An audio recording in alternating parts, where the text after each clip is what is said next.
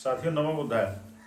बाल पकने से कोई विद्वान नहीं होता है, वृद्ध होने से कोई विद्वान नहीं होता है, ऐसा भगवान बुद्ध कहते हैं। समाज में ऐसे बहुत सारे उदाहरण आपको मिलेंगे, बहुत सारे लोकोक्तियां, मुहावरे आपको मिलेंगे जो लगता है कि आपने वो कहा है या किसी से आपने सुना है, लेकिन जब उस पर आप गहराई से चिंतन करेंगे तो आपको पता चलेगा तथागत भगवान बुद्ध जो है उन बातों को बहुत पहले कह चुके हैं। जैसे हम आम बोलचाल की भाषा में कहते हैं कि सर पकने से कोई ज्ञानी नहीं होता है, कोई उम्र दराज होने से ज्ञानी नहीं होता है, उसके जो जीवन का अनुभव है और उसका जो निष्पक्ष विश्लेषण और जो उसका सही और तार्किक ज्ञान है, एक्चुअल में वही उसके ज्ञानी होने की मान्यता है।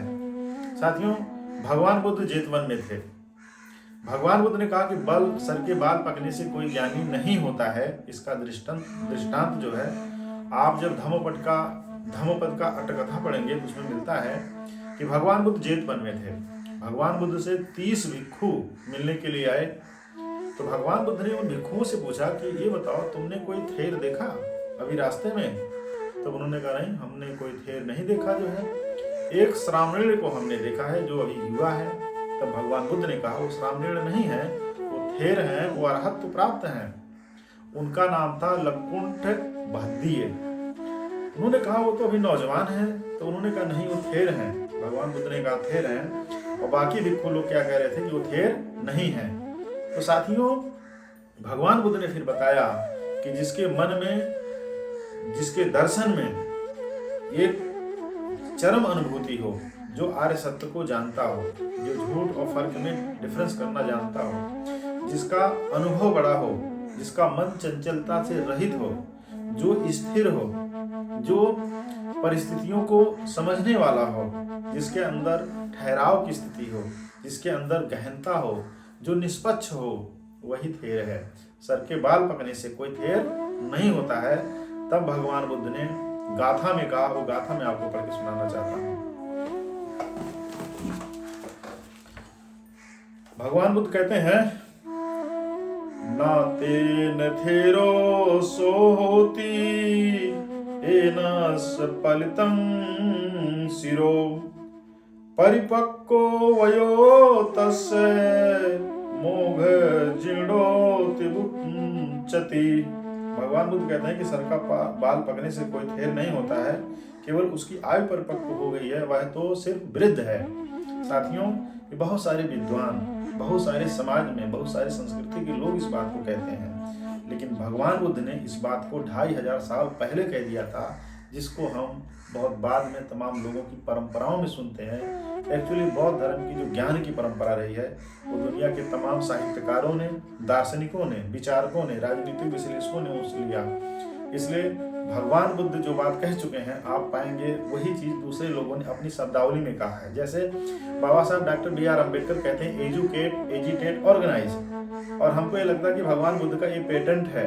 पेटेंट नहीं है, शिक्षित, संगठित, संघर्ष। भावा तथागत बुद्ध जो है कहते हैं शील, समाधि, करुणा। तो जो शील है, शील समाधि प्रज्ञा, जो शील है एजुकेट है, जो समाधि है वो क्या नाम है एजिटेट है, और जो प्रज्ञा है वो ऑर्गेनाइज है। बाबा साहब ये भी कहते हैं कि जो मनुष्य का जो माइंड है, cultivation of mind is a human, cultivation of mind should be the ultimate aim of human existence. और भगवान बुद्ध कहते हैं the mind is everything what you think you become. मनु पुबंगमा धम्मा मनु शिष्ठा मनु मया मन साचे बनु तेन भासति वा करोति वा। तो भगवान बुद्ध जो है अरहत्व का जो पद है, जहाँ पे आड़ा दिसना, बाहर दिसना, परिमथ दिसना है, जो मनुष्य के माइंड की हाईएस्ट अवस्था है, वो इनलाइटमेंट की, वो बुद्धत्व की अवस्था है। और बाबा साहब भी यही बात कह रहे हैं कि मनुष्य का जो माइंड है, उसका इवोल्यूशन होना, उसका विकास होना और अपने अंतःकरण को समझना, हाईएस्ट अवस्था को जानना ही उसके मनुष्यत्व होने की परिभाषा है। वहाँ तक पहुँचना ही उसके जीवन की चरम अनुभूति है। बाबा साहब इस बात को कह रहे हैं 20वीं सदी में, और सम्यक संबुद्ध 2500 साल इस बात को कह रहे हैं। ऐसे बहुत सारी चीज़ें हैं जो आप सुनेंगे तो आपको लगेगा दुनिया के विद्वानों ने जो बात कही है उनका पेटेंट राइटिंग है, लेकिन जब आप तथागत बुद्ध को पढ़ेंगे तो आपको पता चलेगा कि तथागत बुद्ध इन सब बातों को बहुत पहले कह चुके हैं। जैसे फिर भगवान बुद्ध कहते हैं कि थेर कौन है, तो गाथा में भगवान बुद्ध ने कहा है यम संयच्च धम्मो चा अहिंसा संयमो दमो सावेवंत मलो धीरो पावो जति। जिसमें सत्य, धर्म, अहिंसा, संयम और दमन है, वही विगत मल, वीर और थेर कहा जाता है। तो भगवान बुद्ध ने दार्शनिक होने के लिए, सम्यक संभाव होने के लिए, सम्यक संबुद्ध होने के लिए जो बातें कही हैं, जिस दर्शन का सूत्रपात उन्होंने किया है, सोसाइटी को लिबरेट करने के लिए, दुनिया में इससे बेस्ट एग्जाम्पल कुछ भी नहीं है। जहाँ आपका माइंड डीक्रिमिनलाइज हो, जहाँ आपके मन के तमाम विकार निकल चुके हों, जहाँ आपकी विचारधारा समाज को लिबरेट करे, सबको जोड़ करके, समाहित करके, सबको साइंटिफिक टेम्परामेंट के साथ मनुष्यत्व, प्राणी और समस्त प्राणी के लिए, चाहे लिविंग बीइंग हो, नॉन लिविंग बीइंग्स हों, उनके लिए मैत्री की और मेरता की बात करते हैं। तो साथियों, भगवान बुद्ध का जो दर्शन है वो सोसाइटी को, पूरी दुनिया को, पूरे नेचर को लिबरेट करने की बात करती है। तो बाल पकड़ने से कोई विद्वान नहीं होता है। भगवान बुद्ध ने उसके जो तर्क दिए हैं, दार्शनिक आधार दिए हैं, धम्म पद में है।